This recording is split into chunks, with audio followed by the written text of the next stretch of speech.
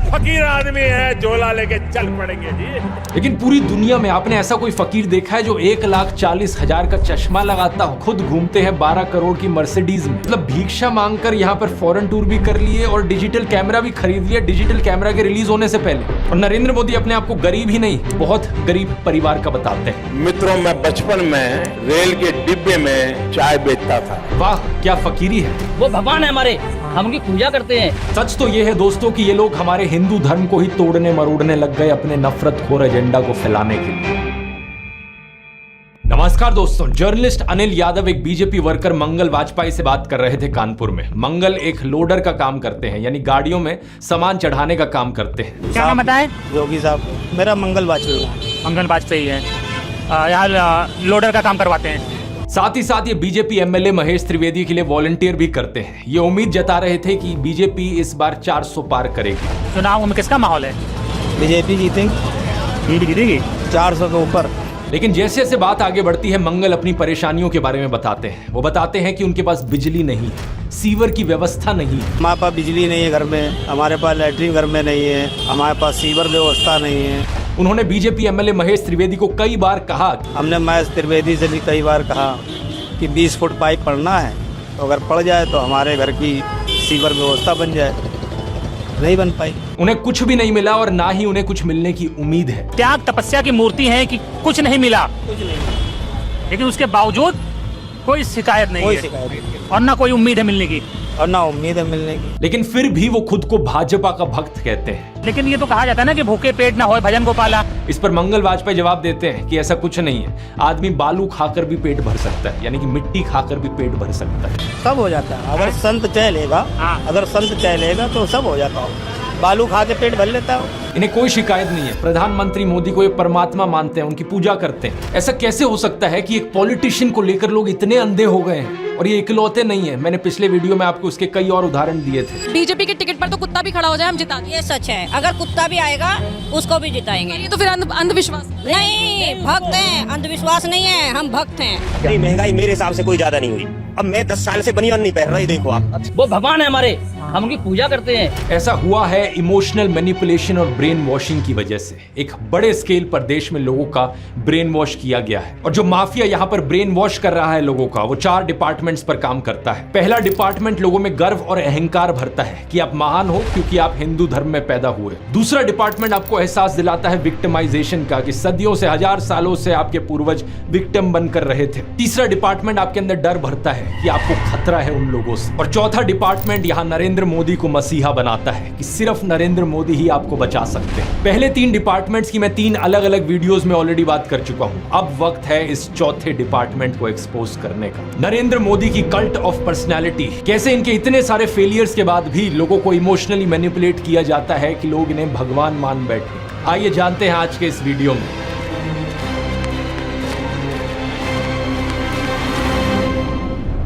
जून 2013 की बात है दोस्तों। राइटर नीलांजन मुखोपाध्याय ने एक किताब लिखी नरेंद्र मोदी के ऊपर। ये एक बायोग्राफी थी। इस किताब में लिखा गया कि कैसे नरेंद्र मोदी जब 6 साल के थे, वडनगर रेलवे स्टेशन पर गुजरात में वो चाय बेचा करते थे। ये चाय बेचने वाला किस्सा तभी से लेकर नरेंद्र मोदी की संघर्ष की कहानी का ये एक मेजर टॉकिंग पॉइंट रहा है। 2015 में जब टाइम मैगजीन ने प्रधानमंत्री मोदी का इंटरव्यू लिया तो उन्होंने बताया कि कैसे वो एक बहुत गरीब परिवार से आते थे, कैसे बचपन में वो चाय बेचा करते थे रेलवे स्टेशन पर। इनकी एग्जैक्ट लाइनें सुनिए। मैं पॉवर्टी में पैदा हुआ हूँ, बचपन में मेरा पूरा बचपन पॉवर्टी में बीता है। मेरे लिए पॉवर्टी एक तरीके की पहली इंस्पिरेशन थी मेरी जिंदगी में। लेकिन कितनी सच्चाई है इन बातों में? बहुत से लोगों ने टाइम टू टाइम सवाल उठाए हैं, जैसे कि नरेंद्र मोदी के बचपन की ये फोटो देखिए। वे 1950 यानी 1950 में पैदा हुए थे। क्या उस समय किसी गरीब परिवार में पैदा हुए बच्चे के पास ऐसे कपड़े होंगे? जरा खुद ही सोचकर देखिए। सूट तक पहन रखे हैं इन्होंने अपनी बचपन की फोटोज में। मैं खुद 1994 में एक मिडिल क्लास फैमिली में पैदा हुआ हूं, लेकिन मेरी तो बचपन की ऐसी कोई फोटो नहीं मिलेगी आपको जिसमें मैंने कोई सूट पहन रखा। और नरेंद्र मोदी अपने आप को गरीब ही नहीं, बहुत गरीब परिवार का बताते हैं। इंडिया टुडे ने इनकी पुराने घर की एक फोटो पब्लिश करी थी, स्क्रीन पर देखिए। बहुत बड़ा घर नहीं है, लेकिन क्या आपको ये 1950s के किसी बहुत गरीब परिवार का घर दिखता है? परिवार में नरेंद्र मोदी के 5 भाई और 1 बहन है। 2 साल पहले नरेंद्र मोदी के छोटे भाई प्रहलाद मोदी ने कहा था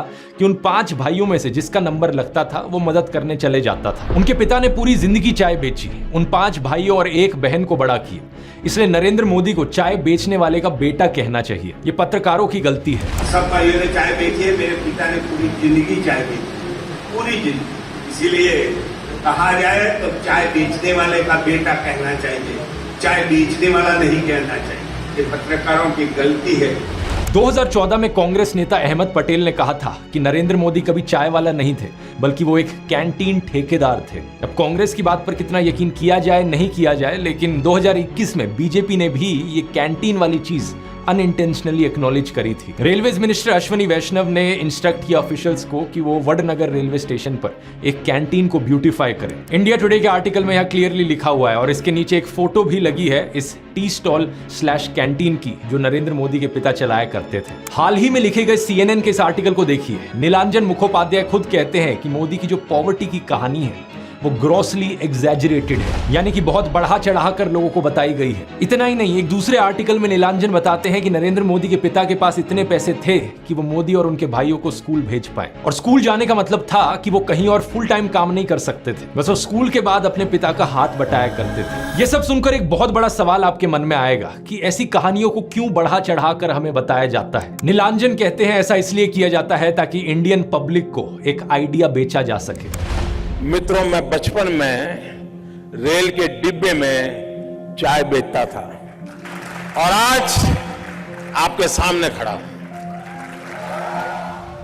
कोई भी इंसान अगर समझदारी से सोचे तो वो जानता है कि इस बात से फर्क नहीं पड़ता। एक अच्छा नेता गरीब परिवार से भी आ सकता है और अमीर खानदान से भी आ सकता है, और यही चीज कही जा सकती है एक बुरे नेता या डिक्टेटर के बारे में भी। उदाहरण के तौर पे बात करें, कंबोडिया का जो डिक्टेटर था पोल पॉट, वो एक अमीर खानदान से आता था, लेकिन इटालियन डिक्टेटर बेनिटो मुसोलिनी एक गरीब परिवार में पैदा हुआ था। उसके पिता एक ब्लैक स्मिथ थे और वो बड़े गर्व के साथ इन चीजों को प्राउडली एक्सप्रेस करता था कि कैसे वो जनता के बीच से निकल कर आया है। रशियन डिक्टेटर जोसेफ स्टालिन के पिता एक मोची थे, यानी जूते बनाने वाले, और माँ एक धोबिन थी। और दुनिया का सबसे जाना माना तानाशाह हिटलर भी एक गरीब परिवार में पैदा हुआ था, लेकिन गरीब परिवार में पैदा होने का मतलब ये नहीं कि उसने गरीबों के लिए काम किया था अपने करियर में। उल्टा जानते हो क्या, हिटलर चंदा धंधा का मॉडल चलाता था अपना खुद का। उसके समय में बहुत सी क्रॉनी कैपिटलिस्ट कंपनियों ने करोड़ों का प्रॉफिट कमाया। IG फार्बन, डॉयचे बैंक, BMW, कुछ गाड़ियों की कंपनीज जिनको आज आप जानते हैं और कुछ लोग इन गाड़ियों के पीछे बड़ा भागते हैं, पोर्शे, मर्सिडीज बेंज, फोल्क्सवागन, इन सब कंपनियों ने चंदा डोनेट किया था हिटलर को अपने समय में। 2016 में BMW ने माफी भी मांगी थी इस चीज को लेकर। इस आर्टिकल को देखिए, रिग्रेट एक्सप्रेस किया था कि वो एक समय पर हिटलर को सपोर्ट किया करते थे। इंडिया की बात करें तो हाल ही में हमने देखा इलेक्टोरल बॉन्ड स्कैम। मैंने पूरा वीडियो बनाया इस पर कि कैसे ये एक घोटाला नहीं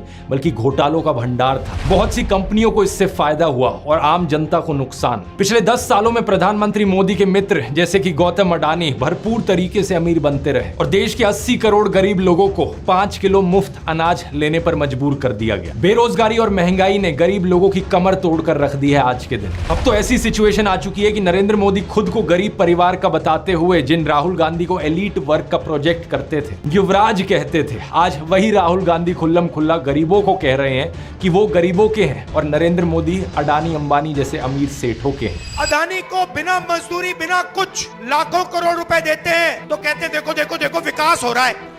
हमने मनरेगा किया, मजदूरी के लिए पैसा दे रहे हैं और कहते हैं गरीबों की आदत बिगाड़ रहे हैं। मैं आपका हूं, वो उनके हैं। राहुल गांधी कह रहे हैं कि जितना रुपया नरेंद्र मोदी ने अडानी को दिया है उतना रुपया वो देश के गरीब लोगों को देंगे। और मैं देश को फिर से दोहरा के कह रहा हूँ, जितना पैसा नरेंद्र मोदी जी ने इनको दिया है ना, उतना ही पैसा हम हिंदुस्तान के गरीब लोगों को देने जा रहे हैं। महालक्ष्मी योजना, पहली नौकरी पक्की योजना, इन योजनाओं के माध्यम से करोड़ों लाखपति बनाएंगे। इन्होंने 22 अरबपति बनाए, हम करोड़ों लाखपति बनाए। प्रधानमंत्री मोदी इसका ज्यादा जवाब दे नहीं पाए। उल्टा उन्होंने कोशिश करी थी ये कहने की कि अडानी अंबानी एक्चुअली में कांग्रेस के साथ मिले हुए हैं। जरा ये साझा घोषित करें इस चुनाव में कि अंबानी अडानी से कितना माल उठाया है।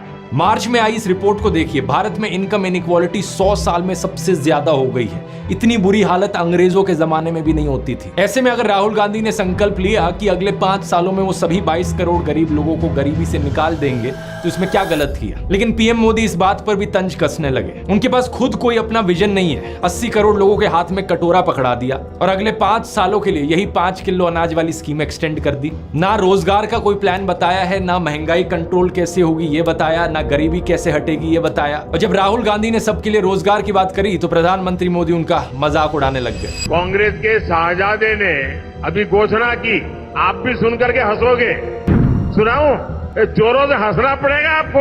और आपको ये भी मालूम कि ये टेम्पो में पैसा देते हैं, क्या ये आपका पर्सनल एक्सपीरियंस है क्या? फरवरी 2020 में गुजरात में नमस्ते ट्रंप इवेंट हुआ था तो गरीबों को छुपाने के लिए एक 1600 फुट लंबी दीवार बनाई गई थी। जरा खुद सोचकर देखो, 1995 से लेकर 2020 25 साल से गुजरात में बीजेपी की सरकार थी, जिनमें से 3 बार तो खुद नरेंद्र मोदी ही चीफ मिनिस्टर थे, लेकिन इनसे गरीबी नहीं हटाई गई, उल्टा ये गरीबों को छुपाने लग गए। G20 समिट के समय दिल्ली में भी यही हुआ था। कुछ बस्तियों को हरे पर्दे के पीछे ढक दिया गया था, यानी कि इन गरीब लोगों की मूवमेंट को भी रिस्ट्रिक्ट कर दिया। इसी के तहत ये पूरी दुकानें यहाँ से ढक दी गई हैं। जो थोड़ा झुग्गी टाइप घर थे उनको भी ढक दिया गया है यहाँ पर। सोचिए कि ये कितना डीह्यूमनाइजिंग है। कोई आपसे कहे कि तुम अच्छे नहीं लग रहे हो, तुम तो एक दाग धब्बा हो। वो गोरे सेठ आ रहे हैं हमारे देश में घूमने, तुम्हें एक पर्दे के पीछे छुपा दिया जाएगा। कैसा लगेगा आपको ये सुनकर? उन गरीबों की सोचो, उन्हें कैसा लगा होगा। सीधा कहते हैं कि यहाँ से जाओ, उस गरीब को तो भगा सकते हो, उस अमीर को भगा के देखो ना। तो इन सब चीजों के चलते नरेंद्र मोदी की ये जो गरीब परिवार वाली ब्रांडिंग थी, अब ये लगभग खत्म हो चुकी है। लेकिन उनके कल्ट ऑफ पर्सनैलिटी का ये केवल एक हिस्सा है। दूसरा हिस्सा यहाँ पर आता है उनके परिवार को लेकर। व्हाट्सएप पर और गोदी मीडिया के जरिए आपको बार बार बताया जाता है कि नरेंद्र मोदी इतने महान हैं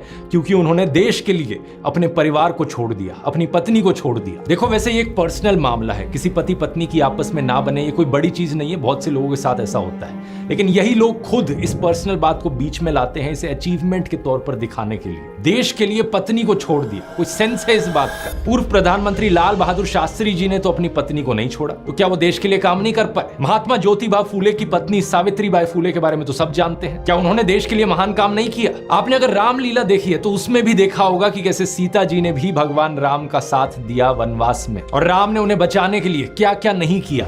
तो व्हाट्सएप यूनिवर्सिटी की एक ऐसी घटिया नारी विरोधी मानसिकता है जहां आप औरत को एक अड़चन की तरह देखते हो, जहां आप पत्नी को छोड़ देने को एक अचीवमेंट की तरह दिखाते हो। और केवल पत्नी ही नहीं बल्कि नरेंद्र मोदी के परिवार को लेकर भी व्हाट्सएप माफिया यही बात फैलाता है। अरे औरों की तो छोड़ो, नरेंद्र मोदी खुद इस बात को बार बार दोहराते रहते हैं, कहते हैं कि उन्होंने अपने परिवार को देश के लिए छोड़ दिया।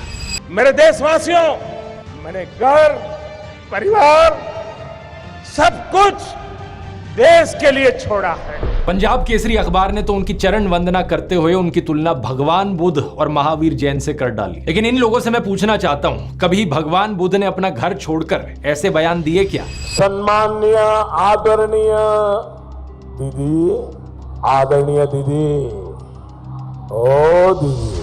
किसी औरत को कांग्रेस का विधवा कहा, 50 करोड़ की गर्लफ्रेंड कहकर अपमानित किया, समाज में नफरत का जहर बोया। सत्ता पाने के लिए भगवान बुद्ध ने ये सब नहीं किया था, वो तो खुद एक राजकुमार थे। वो तो सत्ता को, महल को और सिंहासन को छोड़कर जंगल में गए थे, और उनके पीछे उनके माँ बाप, उनकी पत्नी यशोधरा और उनके बेटे राहुल तो राजमहल में सुविधाओं के साथ जी रहे थे। और जब बुद्ध की ज्ञान प्राप्ति हुई तो जानते हैं उन्होंने सबसे पहले क्या कहा था? oshonews.com पर ओशो के एक लेक्चर का ट्रांसक्रिप्ट दिया हुआ है। जब बुद्ध को ज्ञान प्राप्ति हुई तो पहली बात उन्होंने अपने शिष्यों से ये कही, मैं यशोधरा के पास जाना चाहता हूं, उससे बात करना चाहता हूं। ये सुनकर आनंद व्याकुल हो गए, बोले कि ये ठीक नहीं है, लोग क्या कहेंगे? बुद्ध ने कहा, मुझे उसका धन्यवाद करना है उसकी मदद के लिए, और जो मेरे साथ हुआ, जो मुझे मिला, इसका कुछ हिस्सा मुझे उसे देना है, ये उसका कर्ज है मुझ पर। और वो गए। यशोधरा ने उन्हें देखा, 12 साल का गुस्सा उनके अंदर था। वो बोली, मुझसे कहकर तो जाते, क्या मैं तुम्हें रोकती?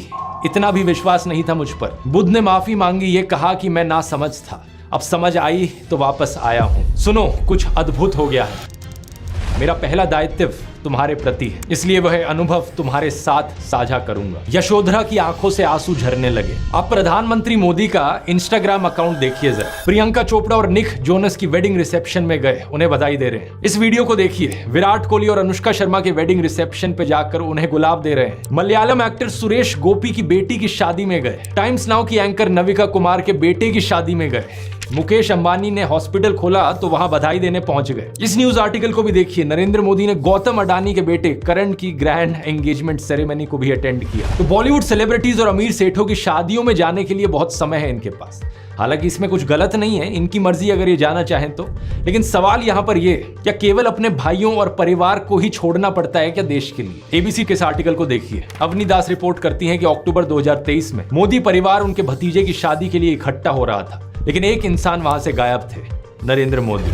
आपने फोटोज और वीडियोस में जरूर देखा होगा कि प्रधानमंत्री मोदी अपनी माताजी से मिलने जाया करते थे, जो कि अच्छी बात है, लेकिन कभी आपने नोटिस किया कि केवल वहां 3 लोग होते थे इस मुलाकात में? प्रधानमंत्री मोदी, उनकी माताजी और कैमरामैन। कभी कभार मुलाकात में 2-3 और लोग होते थे, लेकिन वो हमेशा और कैमरामैन ही होते थे। 3 साल पहले बीबीसी कॉरेस्पॉन्डेंट तेजस वैद्या ने प्रधानमंत्री मोदी के भाई प्रहलाद मोदी से बात करी और सुनिए उनका क्या कहना था। तेरे परिवार ने दूर रखवानी सूचना आपवामां आवे। इस बात को लेकर स्पष्ट निर्देश होता है कि परिवार के बाकी सदस्य दूर ही रहे। प्रधानमंत्री मोदी की भतीजी सोनल मोदी ने भी यही बताया कि उनको मना किया गया है। उनसे पूछा गया कि शपथ ग्रहण समारोह में बहुत से लोगों को निमंत्रित किया गया, लेकिन उन्हें क्यों नहीं बुलाया गया? तो सुनिए उन्होंने क्या कहा था। नरेंद्र मोदी जी ने प्रधानमंत्री का शपथ ली थी, तब देश में से कई लोग गए थे, तब आपको न्योता मिला था या आपको जाने की इच्छा हुई थी? इच्छा तो सबको होती है, पर अफसोस है कि हमें इनविटेशन नहीं दिया गया। G20 की थीम रखी गई थी वसुदेव कुटुंबकम, यानी पूरी दुनिया एक परिवार है, लेकिन खुद के परिवार को, खुद के भाई बहनों को अपने से दूर रखा जाता है इस तरीके से। आखिर क्या कारण है? भगवान राम तो अपने परिवार के साथ रहते थे। राम, लक्ष्मण, भरत, शत्रुघ्न, चारों भाइयों में कितना प्यार था। क्या इसका मतलब ये हुआ कि राम जनता के लिए काम नहीं कर पाए? उन्होंने तो राम राज्य स्थापित किया था, जहां कोई गरीब, बेरोजगार, दुखी नहीं था। मैं फिर से कहूंगा, ये प्रधानमंत्री मोदी का अपना पर्सनल मैटर है। अगर वो बॉलीवुड, अडानी, अंबानी जैसे दोस्तों के साथ ताल्लुक रखना चाहते हैं और अपने परिवार के साथ नहीं, उनकी मर्जी। मुझे प्रॉब्लम इस बात से नहीं है, प्रॉब्लम इस बात से है कि इसे अचीवमेंट की तरह क्यों दिखाया जाता है कि मैंने अपना परिवार छोड़ दिया, देखो मैं कितना महान हूं। ये कोई अचीवमेंट होती है कि? इसका साइड इफेक्ट ये हुआ है कि बहुत से हिंदू युवा ब्रेन वॉश हो गए हैं। होना ये चाहिए कि वो अच्छे से पढ़ लिख कर कुछ बने, काम धंधा करे, कुछ कमाए और अपने माँ बाप की सेवा करें, लेकिन नहीं। कुछ यूथ की क्या हालत हो गई है कि वो हाथों में तलवार लेकर मस्जिदों के सामने घूम रहे हैं। उन्हें भी अपने परिवार से, अपने माँ बाप से कोई मतलब नहीं। सेलिंग पॉइंट नंबर 1 था मैं गरीब परिवार से हूं। सेलिंग पॉइंट नंबर 2 था कि मैंने अपने परिवार को छोड़ दिया देश के लिए। और सेलिंग पॉइंट नंबर 3 अब आता है फकीरी। नरेंद्र मोदी अक्सर कहते हैं कि उन्होंने भिक्षा मांगकर गुजारा किया। कभी कहते हैं कि 35 साल के लिए, कभी कहते हैं 40 साल के लिए। करीब 40 साल मैंने भिक्षा मांग करके खाया है।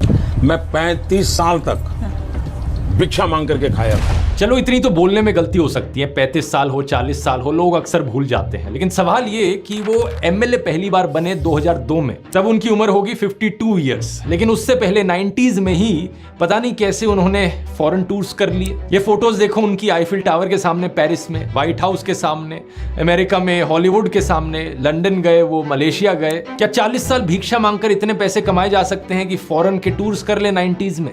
और साथ ही साथ इसी बीच में नरेंद्र मोदी ने बीए और एमए की 2 डिग्रीज भी कर ली अलेजिडली। ये कैसे हो गया?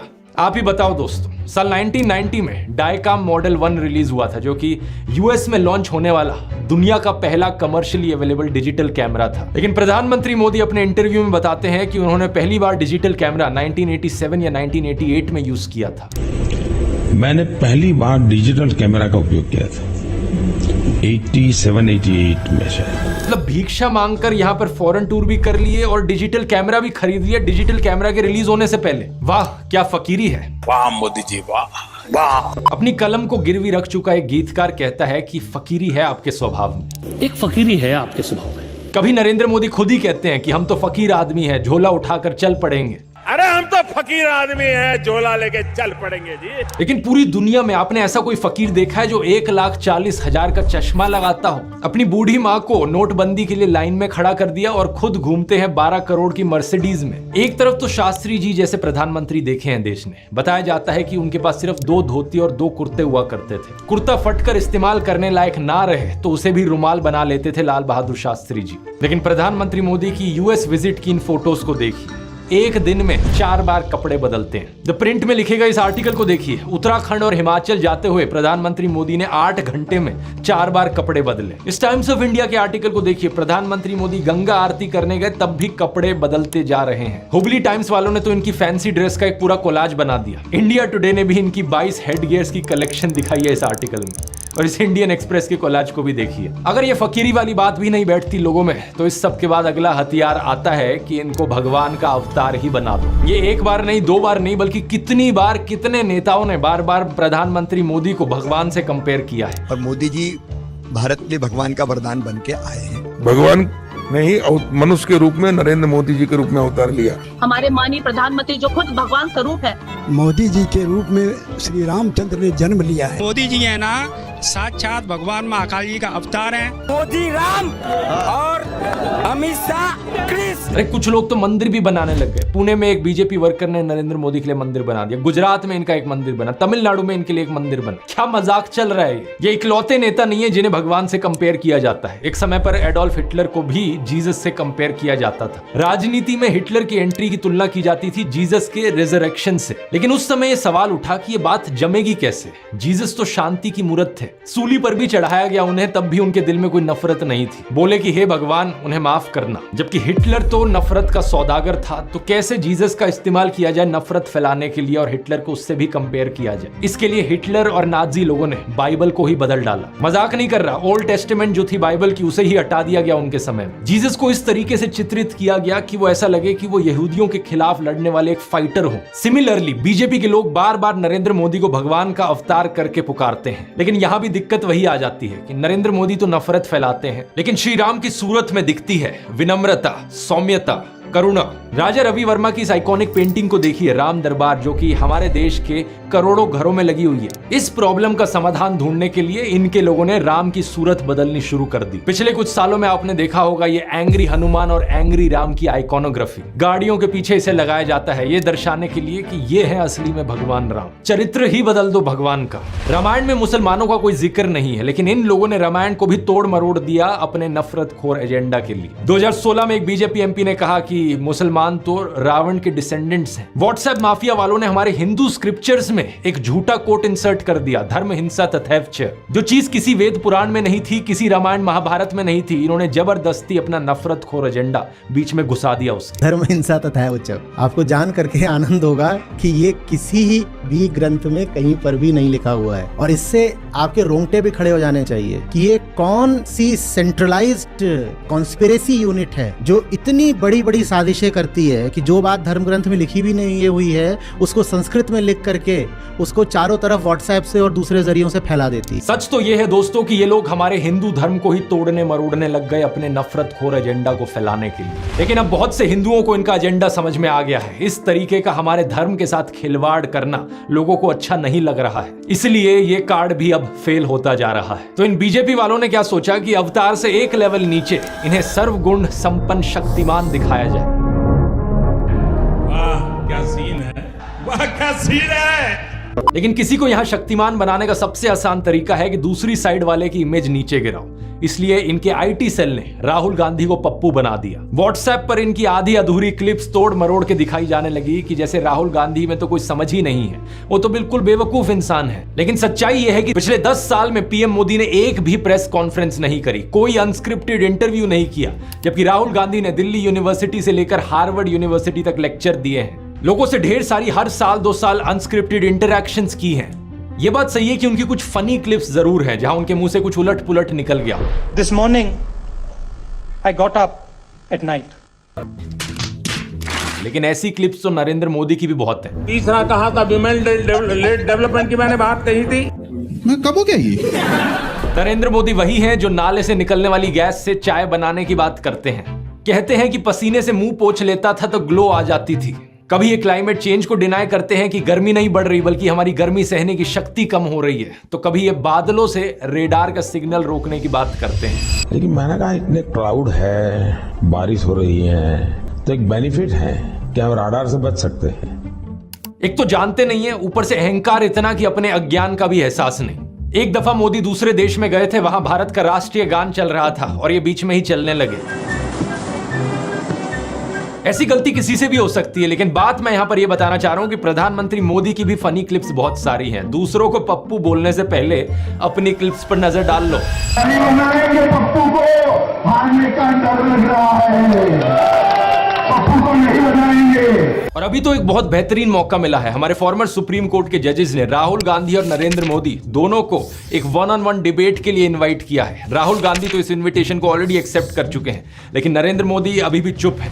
अगर ऐसा होता है तो जनता के लिए भी एक बड़ा सीधा मौका होगा देखने का कि नरेंद्र मोदी और राहुल गांधी में से कौन ज्यादा समझदार है, कौन ज्यादा इंटेलिजेंट है और कौन ज्यादा केपेबल लीडर है देश के लिए। लेकिन नरेंद्र मोदी अगर इस डिबेट से भागते हैं और जवाब ही नहीं देते तो समझ जाना कौन यहां पर बेहतर है। इस कल्ट ऑफ पर्सनैलिटी में प्रधानमंत्री मोदी का सबसे बड़ा कार्ड है सब जगह फोटो चिपकाओ। बचपन में मैं सोचता था कि ये कोका कोला जैसी ड्रिंक्स की एड्स क्यों आती हैं टीवी पर, हर कोई तो जानता है कि कोका कोला क्या है। बाद में मुझे समझ आया कि out of site is out of mind, यानी नजर से बाहर तो दिमाग से बाहर। और इसकी उल्टी एक टैक्टिक है, जितना नजर में रहोगे उतना लोगों के दिमाग में घुसोगे।